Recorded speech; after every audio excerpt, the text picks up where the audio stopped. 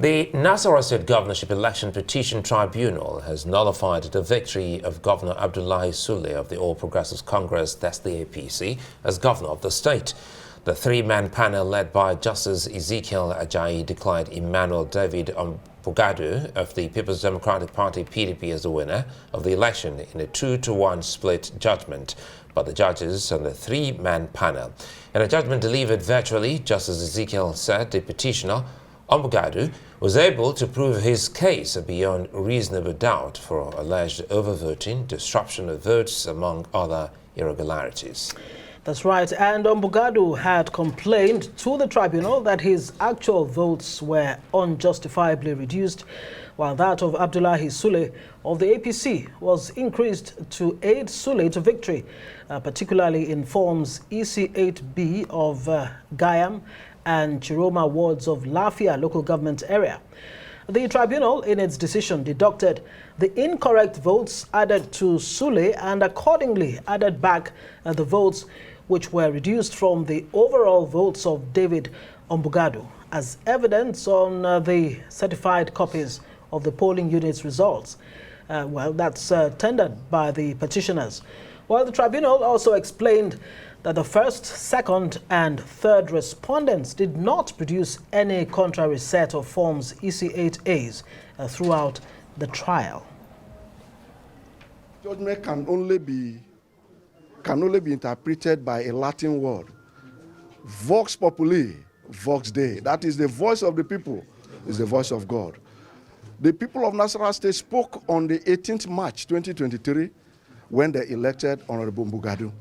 And today, God has affirmed what they said by speaking through the tribunal, by affirming Honorable David Emmanuel Ombugadu as the governor of Nasarawa State. Definitely, you don't need to ask whether we should be considering an appeal when there is a dissenting judgment that is even far rooted in logic and law.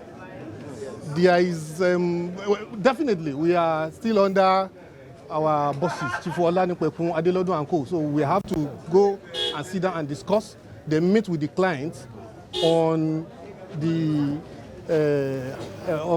issue of appeal. Well, we're now joined by Dr. Michael Omeri, who's the spokesman of the David Ombugadu Governorship Campaign Council. Good to see you, Mr. Omeri. And it's a moment we understand your camp is excited about. But again, first take us through this journey. It's a legal journey for your team. Well, first and foremost, if we had lost the election in the first place, we wouldn't have gone to court or any tribunal. But we were convinced beyond every iota of doubt, based on what we saw, what our agents saw, what happened on the night of the elections, how some of us were chased from the collation center at the state level. When we saw that we were winning, up to 93 or 95% of the votes were already released.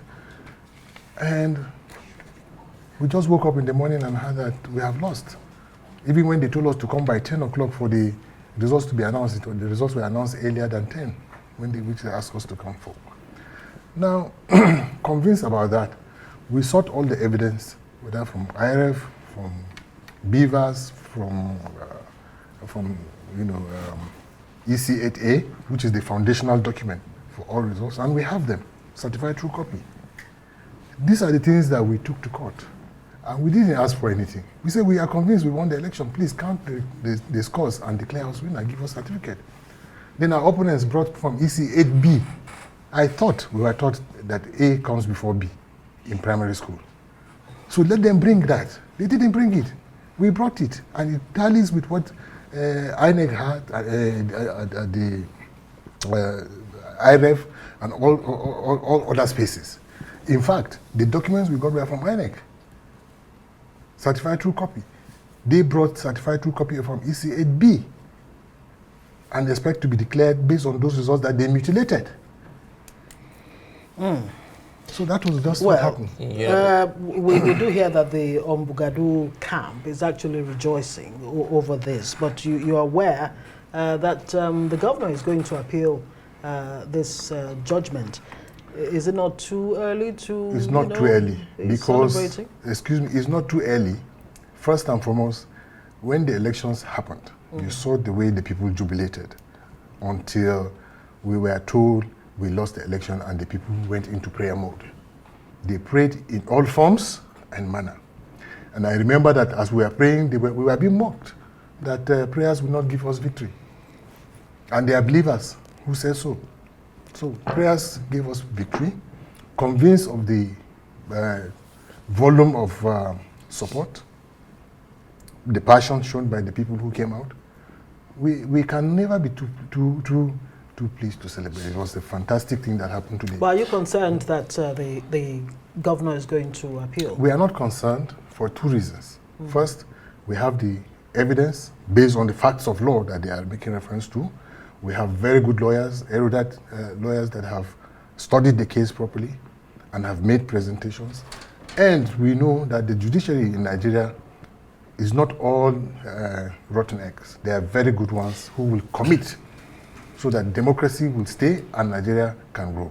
Speaking of the growth of our democracy, you earlier said that the Form EC8A and the EC8B, by the time you brought them before the courts, it tallies with what you got from INEC. So if that's the case, the shock should be, why didn't INEC get to add up and see what you ultimately saw in the court or what the court saw and proclaim your candidate winner? Well, at the point of the declaration of results, there were, would I say, collaboration to accept from EC8B. Collaboration on whose? By both the people who doctored and the authorities who were supposed to announce. So they agreed. It wouldn't happen. So those who doctored it and those who the authorities also agreed to work together. That is why they used from EC8A against their own rules. Their own rules say from EC8A. And they are using from EC8B, not that those ones got lost or missing. So we have every reason to be confident that the documents not only spoke for themselves, we were able to prove our case by bringing witnesses where we could and our own screenshots of the results that we collated.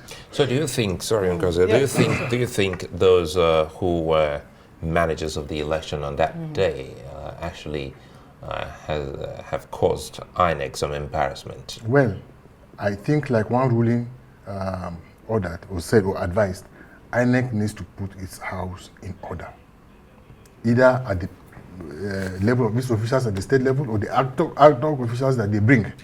They should bring people of integrity who will just do the right thing. That is what we need. Obviously, this wouldn't have happened if there was no INEC collaboration.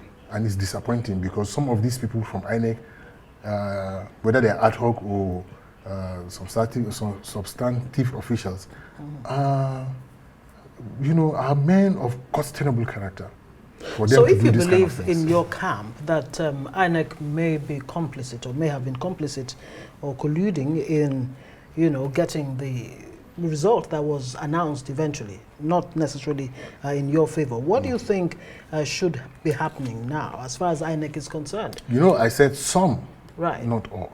So INEC needs to also do a system audit, and they should also establish criteria of nominating people who will come and serve as officials at ad hoc level during elections.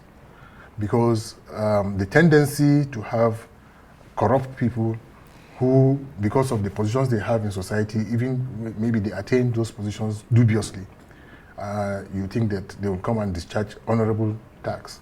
But it must be stated, it was a split decision, 2-1, of course, in your favor. That in itself still casts some kind of doubt over what could happen at the appeal level. Now, in the event that, you get to become governor, and talking about your principal on Bugadu, there's an APC majority in the House, right there in Nasarawa State, I believe. No, how's APC does not even have majority in the House. A cocktail of other parties have majority in the House at the moment. It's a collaboration or cooperation that has produced an APC speaker. Right. Because PDP, we have only 8, but other parties have about 5 or 6. So if you add, it's more than So how are you going to deal with an APC speaker? Well, we will work with him. He's a Nasarawa state person. We work with everybody. We are not discriminating. We don't intend to fight anybody. We want to build a state where everybody that has capacity and competence and is suitable for the job is given opportunity to serve and discharge the responsibility. You know, Nigeria is 63 today, and at a point in time, you were in charge of the National Orientation Agency. And listening to you now, it tells one picture from what you've said so far. You have an Inec that is still not that compromised. Otherwise, you wouldn't be able to get those genuine forms to back your claim. Yeah. But we have some individuals, you say, that seem to have been compromised. So in the spirit of actually fixing Nigeria, what are those things, especially about our elections, our democracy, you think we should be doing? You see, the whole gamut of the process needed to come under some governance procedure to ensure that they tally with the aspirations of a nation. Let me tell you something. In the UK, where many of our top government officials are being jailed by magistrate courts, the magistrate court is not made up of judges of 20, 50 years, as we have here, or 30 years or 10 years. They are made of citizens, ordinary citizens who are judged to be competent in character. These are the people that form the Privy Council and sit down to decide and jail our officials who are escaping justice here up to the Supreme Court level. So all we need is to sit down through a process of introspection at the community level, our culture, our values. There are people that can be identified based on the values they live in and in society that are good. Let's get them to do things for us. Let us not wait until, because there are lots of people who come and tell us all manner of flowery things and lie to us, we'll go and vote them. Not those who tell us the ideas that they want to, how they want us to partner together to build our society. These are the ones that will not be voted for. Yeah, very quickly, are you concerned about what seems to be democracy by the courts? Of course I am. And that's why I said, if we knew, if we were clear, it was clear in our minds that we lost, we wouldn't even go to court. And that is why I am saying that they know that they have lost, they have said it, they have admitted it privately. Why are they still going to court? Where is the moral high ground to sustain this kind of thing? All right, we'll have to leave it there. Mike Omeri, Dr. Mike Omeri is a spokesman, the Emmanuel David Ombugadu campaign team. Thank you so much for joining us.